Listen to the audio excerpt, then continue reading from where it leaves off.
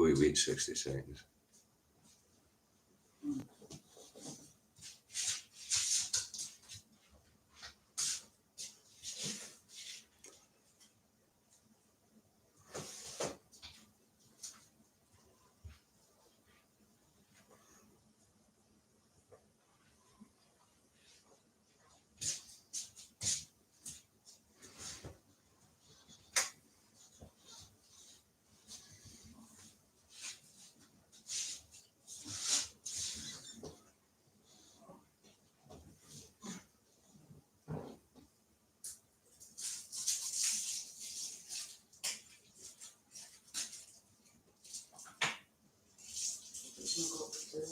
Afternoon, Chris.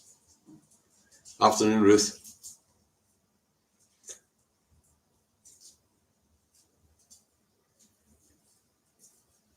That's all right, Chris. You go to the school run, mate. Okay, folks. It would appear that we're live, and let's get this done with. Andy Truck Davey at the truck and at home in his office in Salisbury, North Lanarkshire, where it is dry at the moment, very clammy, 19 degrees.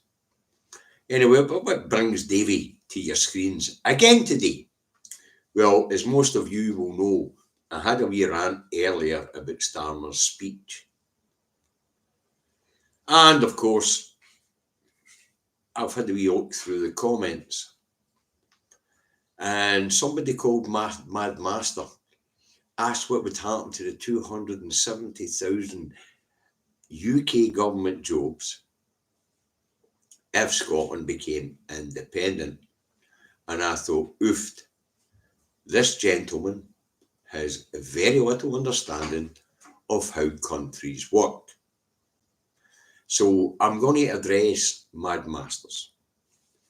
270,000 public officials, as they now call them, rather than public servants, is what we have as part of the UK. Try 500,000 public servants is what we would have as an independent country. Now, the 270,000 jobs you're talking about don't disappear. We still have to collect tax. We still have to administer everything within Scotland. But there are public services we will be adding. And that will be border control for a start, then a military,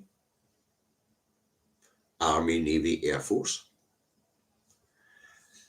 And I reckon with Scotland being the size it is, our military would be about 80,000.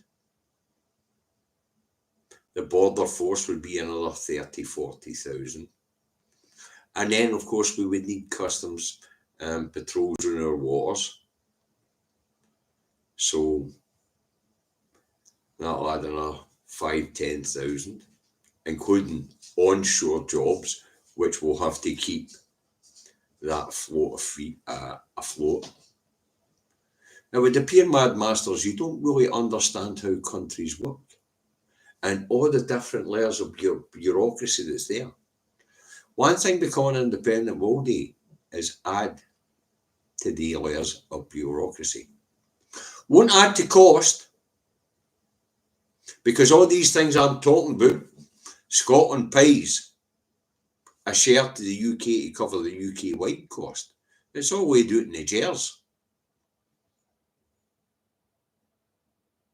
Well, approximates are in the Gers. Most it's a lot of bollocks, as we know. But the categories are all there. What Scotland pays for the military, what Scotland pays for customs and excise, what Scotland pays for air traffic control. All these different bits of bureaucracy which will be added to an independent Scotland will increase the number of public servants. So the 270,000 jobs that for the UK government, it would appear, Mad Masters, you have absolutely no idea what you are speaking about. And I don't mean that in a disrespectful way, but it had to be addressed, because we've had the British nationalists who live here in Scotland, stroke unionists, ask us what's going to happen to all these jobs. Are we not going to tax? Are we not going to collect tax in independent Scotland? Of course we are, but we're not just going to collect income tax the way we do it now. We're going to collect all the fucking taxes. That'll increase the size of the tax office. So, unionists, I'm sorry to dispel this idea that there'll be job losses. There won't be. Even when we talk about Fars Lane, as we turn it into a conventional Navy base, there will be no job losses. Macy's have no idea the size of that fucking facility. Macy's have never been in it. As a truck driver, an ex-military personnel, I've been in it many times. These people get no fucking idea what you're talking about. As for jobs in the supply chain, actually there'd be more personnel on that base if it became a conventional base. So the jobs in the supply chain would get fucking bigger. You people have no idea what you're talking about. You're not qualified to talk about it. And I'm a fucking truck driver telling you people that. Well, as I say, I don't mean to be disrespectful, Mad Master. But when you talk about public service jobs in an independent Scotland, it would appear you have absolutely no fucking idea what you are talking about. But I hope this was educational. I hope it helps you. Bye for now.